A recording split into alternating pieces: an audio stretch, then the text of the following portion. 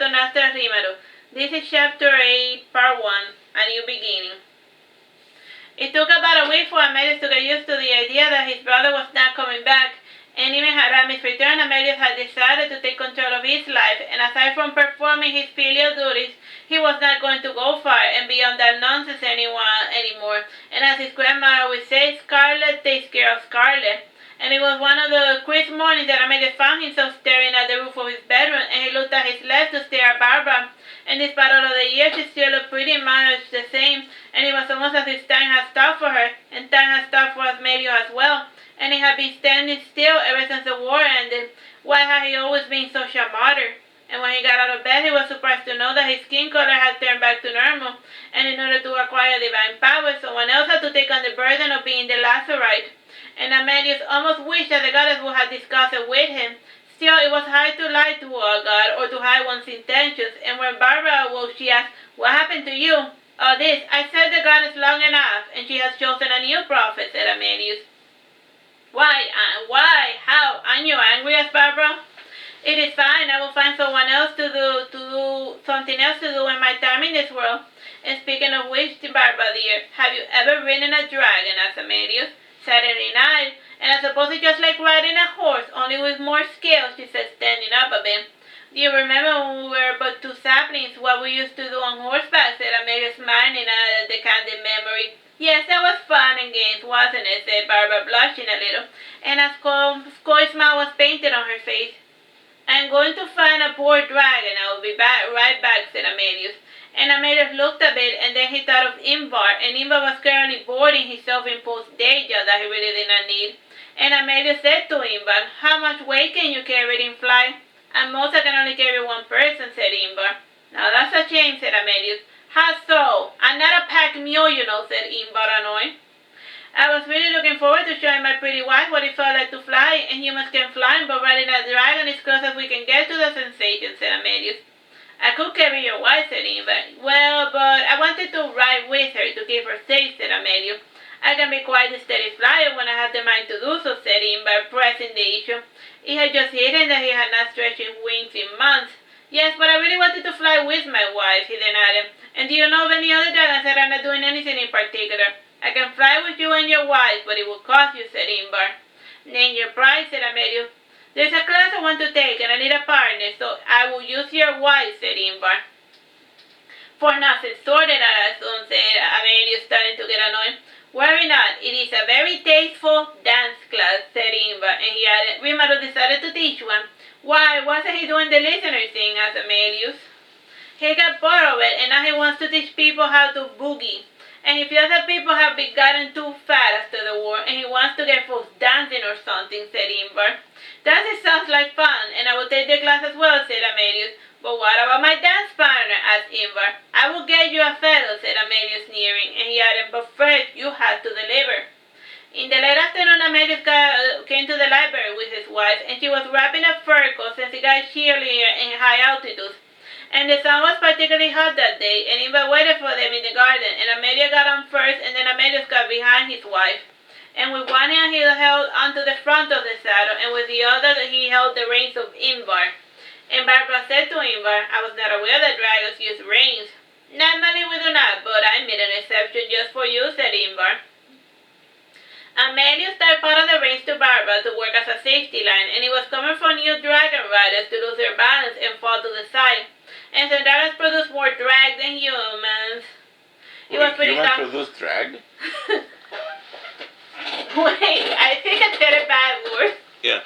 The humans produce more drag. It was pretty common for them to fail to catch a rider as they plummeted to their death. Oh, it's just that, like, humans fall faster than dragons because since dragons have bigger mass, when they're trying to catch up to the humans as they're falling, they never catch them. You know, like those things that you see in like dragon movie where the humans falling, and then like the dragon, sweeps down and stays. No, humans fall faster than dragons can catch them. Or at least that's the official excuse as to why the dragons let their human riders splatter to the floor for their own amusement. Whatever. Ingvar started walking a bit till they left the house, and Barbara commented, "This was not what I was hoping for, because like she's riding the dragon, but he's just walking. It's like, well, he told me I was gonna ride a dragon. I didn't. I just thought we were gonna fly. He's just walking. Why is he just walking? Well, you are a little heavier than I expected, said Imbal in a foul mood. You could have tried like your husband. Excuse me, but Amelius said it would be cold, said Barbara. You get used to it, said Imbal. And indeed, Amelius was barefoot, just sporting a sleeveless shirt and tight leather pants, and the shirt was made of flannel, and underneath he wore a one-piece of silk outfit made of silk, and aside from this he wore leg warmers and gloves made of camel wool. And Barbara thought her husband looked silly, but she was not one to question his fashion sense, and eventually Imber found a clearing where he had enough room to turn and take flight, and he found that spot in the square facing the temple of Arasa. And as of lately the death rate has significantly decreased, and for this reason there so happened to be a clearing created by the absence of a funeral. Edinburgh walked up the steps of the temple, and with his added weight he started scratching the marble a bit, and he retracted his cloth when he noticed that he was damaging property. He usually did not bother to do so because the cobblestone pavement was pretty durable, and he needed his claws to add more strength into his trot, and at least he thought his claws helped him. And habits were hard to break, even though his peers told him many times that flight was a lot easier with his claws tucked away. And it also helped to keep them sharp. And when Imber finally felt an obstacle coming from the mountains, he took running speed, and then he started flying, and using the current generated by the temple of Arasa, he acquired more height, and after flapping his wings a bit, he resumed a more stable flight. And Amelia said to his wife, "How's the view?"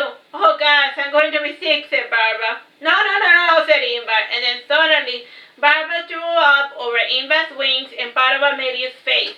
And Imber started his descent as quickly as possible, and the sudden drop caused what was left of Barbara's stomach to come out once again. And at that moment there was a foreign party in the canals getting a tour of the city, and all of the nice clothing was ruined by Barbara's stomach content. And as far as her first impression of the city, their visit to Aragon had started pretty badly. When Imber finally landed, Barbara tumbled out of her seat, and she struggled a bit to get out of the reins, and Amelia, looking a bit disappointed, said, "This is not how I imagined spending my afternoon." And Imber rubbed his wings against Amelia's shirt to clean them as best he could, and Imber said caustically, "You owe me big time for the mess you made of me."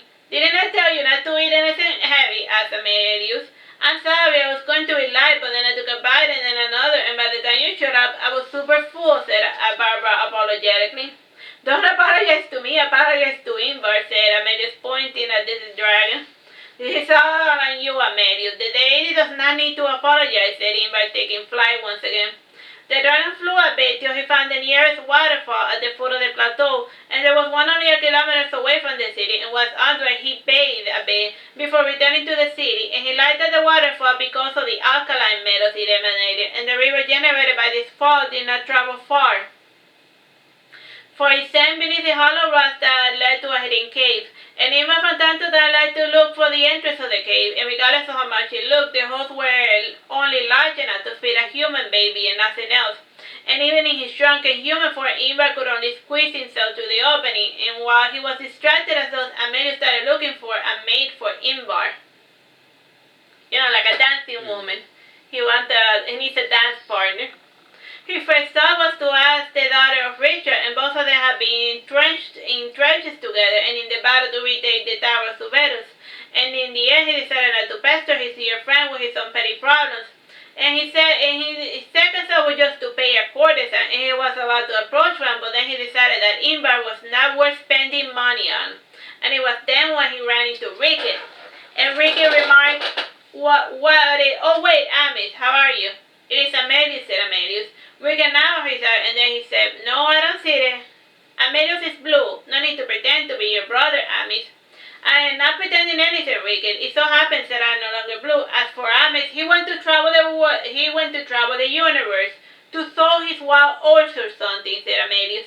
"We could travel the world together. We could have traveled the world together," he asked, said Ricky, pouting. "Oh, I bet you would have been a riveting traveling companion," said Amelius sarcastically.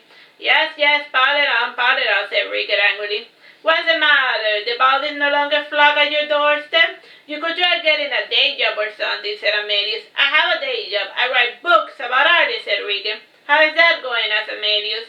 It's fine. I read in 3 pages this year. Well, you got me. I can't remember the last time I strung 2 sentences together. It is all bluster and puffer fishing. But nobody in the club has actually finished a single book, and it almost feels as pointless as my past visits to the sewing circle, said Ricky. Maybe instead of writing about it, you should become one, suggested Amadeus. I don't work for a pittance, said Ricky. Until you have no other choice, but then before then you could invest in acquiring a new skill or refining an old one, suggested Amadeus.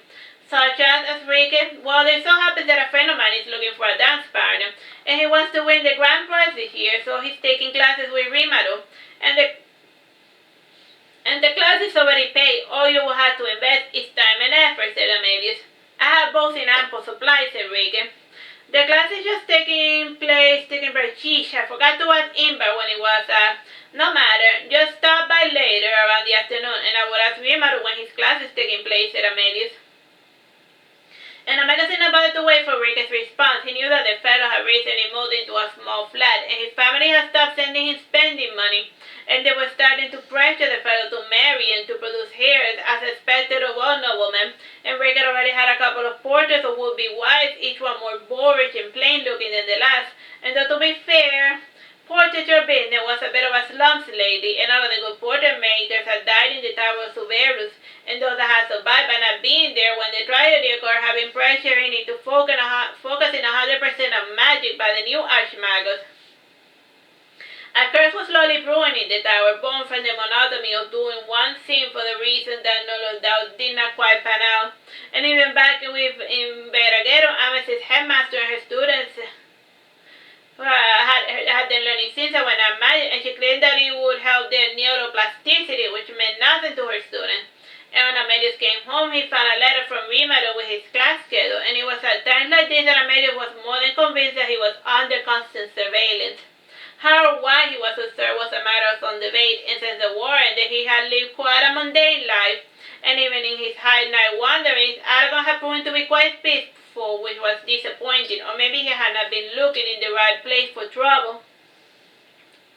And late afternoon came, and weather wicked, and Barbara was sporting a flat-heeled shoes and a green dress without a corsage, and she had stopped wearing it as of lately, which was highlighting her growing belly. And when Ricky saw Barbara, he said, "Is your wife pregnant or something?" "I don't know, maybe," said Amadeus, looking at his wife from head to toe. And then he asked her, "When did you last had your monthly?" "I don't know, it comes and goes pretty sporadically, and I figure it should be a bit more regular since I'm watching my diet.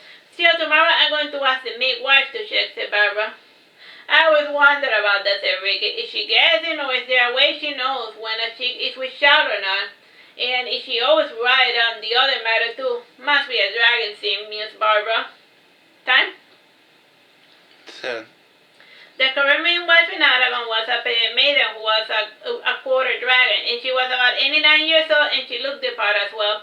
And despite looking like a mental candle, she was stout, with clear azure eyes, scales around her eyes, and 2 tiny horns only noticeable if you patted her hair, and 4 sharp canines that were the only thing that remained of her teeth.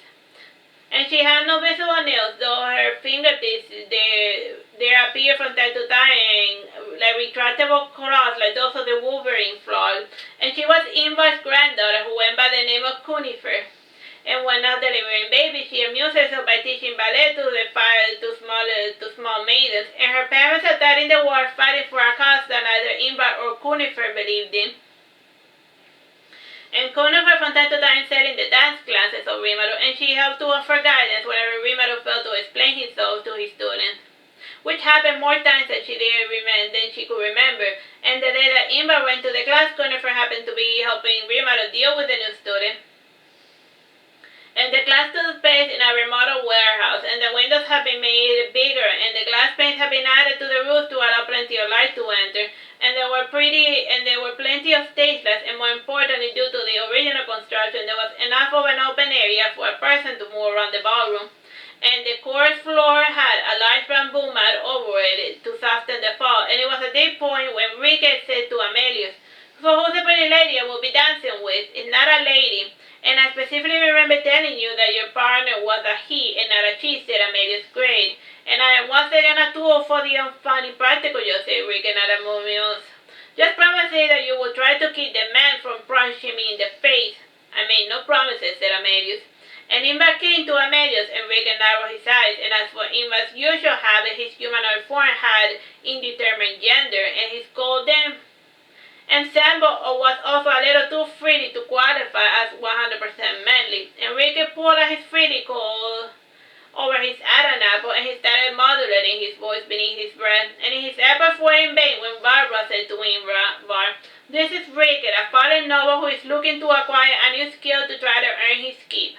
Imber eyed Rickett like a piece of meat, and he drew rather close to Rickett, who took a step back, and Imber quicker as he drew the distance, and he picked Rickett from under his armpits, and after quickly putting Rickett down, he said to Amelius, "He was just about right, so he will do for the time being," and he lifted him up like a baby. Conifer tapped the floor with her cane to get everyone's attention, and they all stood in a single line facing the teacher, and Rimaru then entered the scene, and she was wearing a red dress with one long sleeve, and the sleeve was tied and had embroidered decoration, and it was partially see-through, and the dress was tied to the body, all the way down to the hip, and just below the waist area, the dress expanded and became pleated.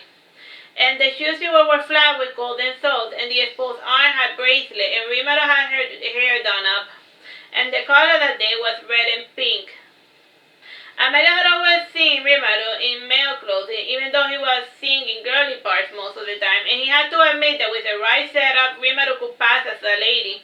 Enrique too was staring at Rimaru. Enrique thought that Rimaru's attire was a little tight and revealing, and after kneeling down a little, he had no doubt that perhaps Rimaru was a lady, or so he fancied. And guessing what Enrique was thinking and doing, Rimaru said, "Hey, new face, what I am is none of your business, and I don't like sleeping with humans. Are dragons more your age?" asked Enrique, looking at Conifer, who had taken a book to pretend to read. Rimaru then said, "Computer, do me the solemn and block out everything that Enrique says." She then said to herself, "Affirmative." And for the duration of the class, or for many months, Rimaru was not able to hear Enrique's words, and in part because she had forgotten to tell the person she called computer to put things back to normal. And Amelia was the first to ask, "What is a computer?" "Something that helps you count, like an abacus or a tally stick. It is really nothing special, but it helps to keep cool in the face of danger," said Rimaru. The way Rimaru... She then said, "Anyhow, this is like a new semester and we have only the young and new fresh faces, and I wanted to teach you samba, so let's just get started with the basic steps that apply to guys and girls, and then we move on from there."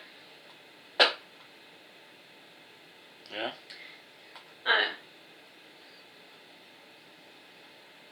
As was common in the dark class, there were fellows playing music, and the group of this class consisted of 5 fellows, 2 guitarists, one had the drum, and the other one maracas. And they started with a nice 4x4 beat, and Amelia got the hand of the steps quickly, while his wife Barbara had discovered that she had 2 less feet for this type of music, and Rimaru then started doing her rounds, checking the process of each of the fellows. And she did this while continuing to dance, and she was never a fan of a teacher who just stood there pointing flaws. And for the second part of class, they did the same thing, but this time with their partners, and while dancing, one of the new fellows bumped into Amelius, and the man said, "Watch it." "Stop," said Rimaru. And the student stopped dancing, and she said to the man, "Come forth." "Is there a problem, teacher?" asked the man. "Yes, I have a problem. I do not know why you came here, and I do not want to know, and you're not allowed to show your face to me ever again, and good day, sir," said Rimaru.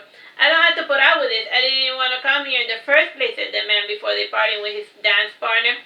While the class progressed, Imber seemed a bit distracted, and he noticed a couple of times Enrique had stepped on his feet. Enrique asked, "What are you looking at?" "I'm waiting to see what he does," said Imber. And just aside, the man had returned along with some unlighted Molotov cocktails, and the second one he lighted one, Rimaru jumped out the window, and Rimaru then lifted the man, who panicked and started to struggle, and Rimaru flew into the sky, while saying, "For your frequent misbehavior and drunken debauchery, you are hereby exiled from Aragon," and Rimaru landed outside the city. And the first time Enrique had ever entered Aragon, he had seen some poor noble fellows begging to be let out inside, and the guard had ignored the death pleas. And what better was fun and indentured servitude, Aragon preferred exile to deal with with annoying fellow, and depending on the severity of the crimes, the fellow was either left near the city or miles away from it. While a hard exile was something more permanent, and they were usually dumped in another side of the planet. And since Alisa had been bullied as a child, she had decided to criminalize bully behavior, and she felt that the people needed to see Jerks punished in order for there to be some semblance of justice. Alright, time, bro? 3 minutes. Let's just leave it here since I made it to the end of the chapter. Bye-bye, guys.